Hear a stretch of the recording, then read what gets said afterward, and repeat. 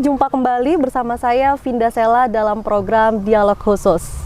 Seperti biasa kita akan membahas ataupun membincangkan topik-topik yang menarik tentunya, dan salah satunya adalah tema kita hari ini adalah mengenal tugas, fungsi dan juga peran DPRD Kota Metro. Mengenal DPRD tentunya kita telah menghadirkan narasumber yang memang menjabat sebagai ataupun duduk sebagai anggota dewan. Telah hadir Wakil Ketua 1 DPRD Kota Metro Bapak Ahmad Husseini MPDI. Apa kabar Bapak? Alhamdulillah sehat Mbak Vinda. Terima kasih telah berkenan hadir untuk berbincang-bincang dengan Dialog Khusus Davina TV. Siap.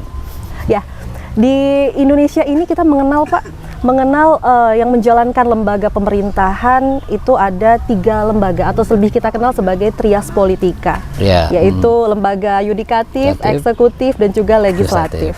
Dan DPRD sendiri masuk di dalamnya sebagai bagian dari lembaga legislatif. Betul sekali. Namun banyak yang belum mengetahui mungkin terkait dengan DPRD itu terdiri dari berapa komisi sih Pak?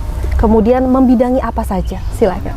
Ya, tentu alhamdulillah pada hari ini kita ada dialog khusus ya. Tentu ada beberapa hal yang tadi perlu kita jawab ya, bagaimana DPRD Kota Metro ya, karena DPRD Kota Metro ini jumlah anggotanya ada 25, maka secara aturan undang-undang ya berarti dia ini terbagi menjadi 3 komisi ya. Komisi 1, komisi 2 dan komisi 3 itu kan ya. Tentu dengan peran dan strategisnya komisi ini, maka di setiap komisi punya tugas, punya tanggung jawab bagaimana dia fokus kepada mitra yang tentu di masing-masing komisi ya. Salah satunya di komisi 1 ya, karena dia ini bidang hukum ya gitu kan ya, yang tentu dia bagaimana menjadikan tugas dia ya produk-produk hukum, kemudian juga bagaimana perundang-undangan gitu kan ya, peraturan itu tentunya ada di komisi 1 ya, dan kita yakin bahwa teman-teman yang ada di komisi 1 ini tentu bisa menjalankan tugasnya dengan sebaik mungkin, semaksimal mungkin. Kemudian di komisi 2 dia fokus ya, salah satunya di pendidikan, kemudian juga di kesehatan, kemudian ada kesra gitu, kemudian ada bidang sosial ya gitu kan. Dan ini saya pikir juga penting ya, setiap komisi bagaimana teman-teman ini yang mungkin ditempatkan di komisi 2 ya, kita juga optimis di Metro ya, dia akan memaksimalkan perannya sinergitas dengan mitra yang ada di bawahnya. Kemudian komisi 3 dia ini salah satunya infrastruktur ya, pembangunan, kemudian juga ada pertanian ya. Nah ini saya pikir juga penting ya, karena sektor ini juga menjadi salah satu garda terdepan dalam sebuah kemajuan kota, apalagi infrastruktur yang dimana ya punya harapan besar di masyarakat ya. Tentu menjadi sebuah jawaban wali kota ketika infrastrukturnya bagus, perekonomiannya juga bagus, kemudian juga pertanian juga mungkin apa yang diharapkan masyarakat ini mungkin bisa terlaksana. Inilah harapan semuanya. Maka di setiap komisi kita punya harapan besar, khususnya dengan teman-teman yang ada di komisi. Semoga mitra yang tentunya menjadi salah satu bagian segmen kerjanya bisa dimaksimalkan dengan sebaik-baiknya. Artinya ada 3 komisi dan masing-masing membidangi cukup banyak dari lini yang memang diperuntukkan untuk sebagai program kerja di DPRD sendiri ya Pak ya. Tapi yang mungkin banyak orang belum tahu, secara umum DPRD adalah sebagai penyalur aspirasi masyarakat. Betul. Tapi secara mungkin dari fungsi, tugas atau peran secara umum Pak, apa?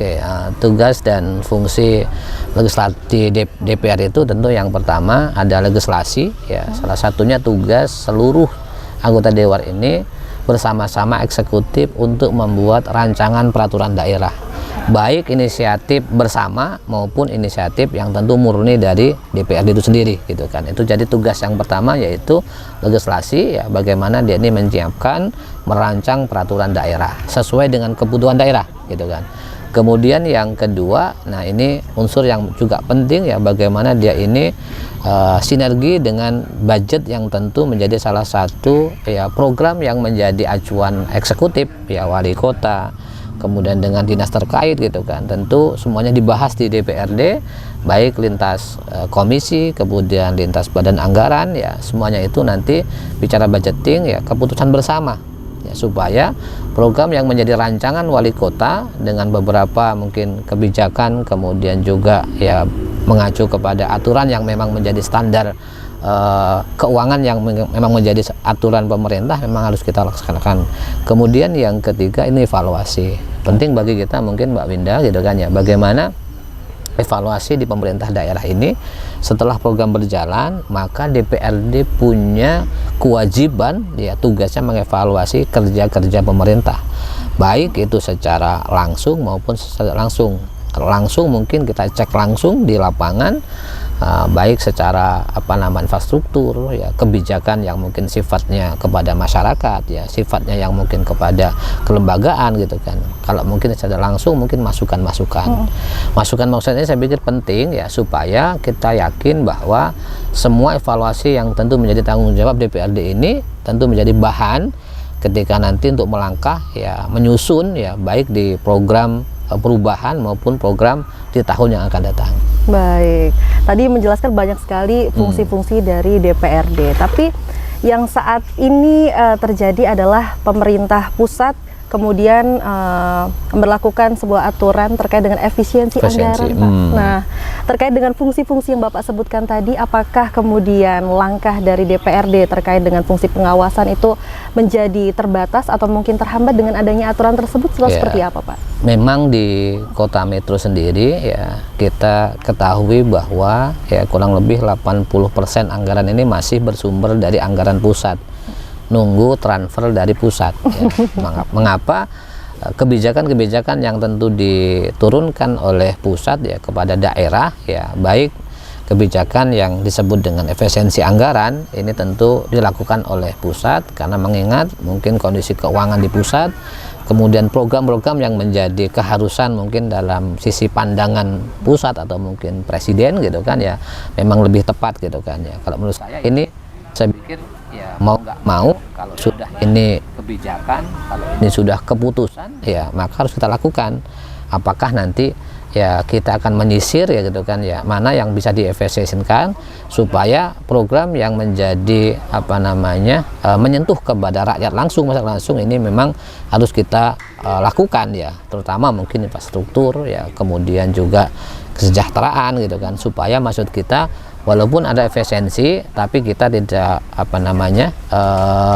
beralih kepada ya mengganggu secara elektoral yang memang dirasakan oleh masyarakat secara umum. Baik, artinya nanti DPRD pasti akan menyesuaikan. Tapi apakah penyesuaian tersebut sudah dilakukan? Seperti misalnya rapat yang biasa dilakukan secara luring kemudian bergeser menjadi daring, atau mungkin ada kegiatan-kegiatan lain yang kemudian sedikit dibatasi? Ya, kemarin kita coba berkunjung di salah satu kementerian. Salah satu pola efisiensinya itu ya, itu menggunakan rapat-rapat yang bisa dilakukan dengan daring ya, dengan menggunakan Zoom ya, Zoom meeting dan lain sebagainya, itu dilakukan supaya mungkin ya salah satunya mengurangi cost konsumsi ya gitu kan. Ini saya pikir juga penting ya gitu kan ya. Dan kalau toh nanti di Metro ya ada beberapa yang memang yang terkait dengan efisiensi anggaran, kalau toh memang nanti rapat mungkin ya sekali dua kali mungkin dilakukan dengan daring, dengan menggunakan media sosial atau mungkin dengan Zoom gitu kan ya, saya pikir itu juga bisa dilakukan supaya ini juga saya pikir efektif juga gitu kan, sepanjang ya gitu kan ya, yang sifatnya mungkin arahan gitu. Tapi kalau yang sifatnya mungkin butuh ya pandangan dari masing-masing OPD, pandangan mungkin dari DPRD, mungkin ya harus bertemu. Tapi kalau yang sifatnya arahan mungkin bisa langsung menggunakan Zoom meeting. Berarti artinya bisa difilter mana yang terlihat urgensi dan kalau untuk bertemu maka akan dilakukan pertemuan. Seperti itu. Selanjutnya Pak, sebagai seorang anggota dewan yang kemudian bertugas untuk menyerap aspirasi masyarakat dari seluruh lapisan, bagaimana cara dari DPRD sendiri Kota Metro untuk bisa menyerap aspirasi tersebut? Apakah mungkin ada program-program khusus atau seperti apa? Ya, tentu di kita ini ya di eksekutif kan ada yang namanya musren ya. Jadi musren itu dari bawah ya, dari pamong ya, RT RW kemudian di tingkat kelurahan, di tingkat kecamatan, di tingkat kota ya. Dan tentu kalau legislatif di Dewan ini ada namanya serap aspirasi ya. Kami ya bertemu dengan masyarakat ya, tokoh masyarakat ya, dengan berbagai macam segmen ya. Ini tentu sebagai masukan, harapan, keinginan warga ini tersampaikan dalam serap aspirasi itu, sehingganya ya yang tentu menjadi harapan mereka tercatat dengan baik ya, kemudian juga menjadi salah satu program prioritas yang nanti akan dilakukan, baik program prioritas yang dilakukan oleh legislatif maupun di eksekutif. Baik, kita akan lanjutkan perbincangan kita Pak, tapi kita akan jeda sejenak, tetap di Dialog Khusus.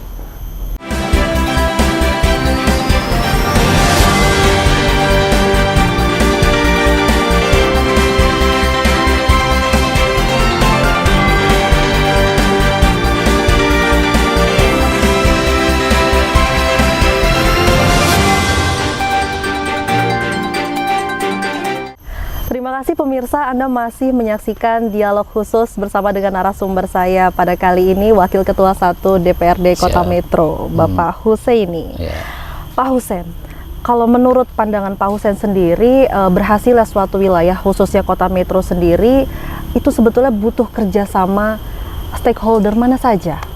Kalau dari pandangan sebagai anggota Dewan. Ya, tentu karena kita lama di sebuah daerah ya gitu kan. Dulu kita lama di kabupaten, kemudian hampir 20 tahun ya kita ini ngelihat Kota Metro, yang tentu keberhasilan, kemajuan sebuah daerah, maka ini harus melibatkan berbagai sektor ya, stakeholder yang ada, baik unsur pemerintah daerah itu sendiri, ada eksekutif, ada legislatif gitu kan, kemudian ada daya dukung yang lainnya ya.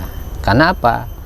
Di Metro ini kan kota pendidikan, ada sekolah, ada kampus, maka sektor ini juga tidak boleh diabaikan. Penting bagi sebuah kota bagaimana terlihat dia ini berkualitas, maka bukan hanya pembangunan semata, bukan hanya jalan mulus, bukan hanya lampu di Metro ini terang benderang ya gitu kan, tapi bagaimana kualitas SDM ini juga harus ditingkatkan.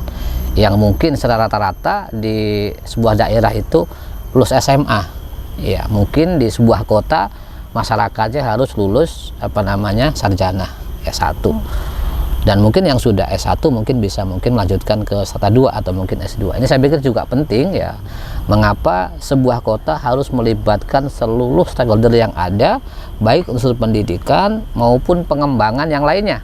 Contoh wisata ya, wisata di Metro ini ada 3 titik yang harus juga mungkin ditingkatkan. Ada wisata Damraman, ada wisata Capit Urang, ada wisata Alas Puri. Ini juga saya pikir kalau ini bisa dioptimalkan, bisa dapat meningkatkan pendapatan asli daerah. Nah ini saya pikir penting ya. Maka terobosan wali kota ya dalam melihat potensi kelebihan ya gitu kan, mensuat kota ini ya 5 tahun ya, kalau saya lihat kalau ini mungkin bisa dilihat sebagai salah satu prospek ke depan ya, sebagai kota percontohan, kota yang menjadi salah satu ya peminat warga luar masuk ke Metro ya. Ini harus dilihat juga ya potensi-potensinya, potensi kampus yang banyak. Betul. Ya lebih dari 15 kampus gitu kan ya, kemudian ada sekolah-sekolah, ada pariwisata, dan sekarang yang ramai apa? Kuliner, kafe-kafe banyak itu kan ya, kafe-kafe banyak itu kan.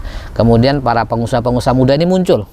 Ya, saya pikir ini potensi, baik mungkin pesantren-pesantren juga banyak di Metro gitu kan. Ini saya pikir kolaborasi bagaimana Metro ini ya terciptanya kota yang berpendidikan, berbudaya, kemudian juga sainnya tinggi, kemudian juga ya bagaimana wisata ini berkembang di Kota Metro. Saya pikir butuh semua stakeholder yang mungkin bagaimana memajukan Kota Metro ini. Karena Kota Metro sendiri kan menjadi salah satu kota yang ada di Provinsi Lampung. Karena hanya 2 kota ya Pak ya? Betul. Bandar Lampung dan Kota Metro. Jadi potensinya cukup besar dibanding dengan daerah-daerah yang lain, bisa dikatakan seperti itu. Nah kembali lagi terkait dengan fungsi yang dimiliki oleh DPRD sebagai fungsi legislatif atau legislasi, yang artinya adalah membuat produk hukum juga ya Pak ya? Produk hukum, ya. Nah, adakah kebijakan yang mungkin saat ini sedang digodok untuk di tahun ini atau menjadi atensi utama yang sedang dibuat oleh DPRD Kota Metro Pak? Ya tentu ya produk hukum yang memang menjadi salah satu garapan ya teman-teman di legislatif itu, ya bagaimana kita coba melihat meningkatkan retribusi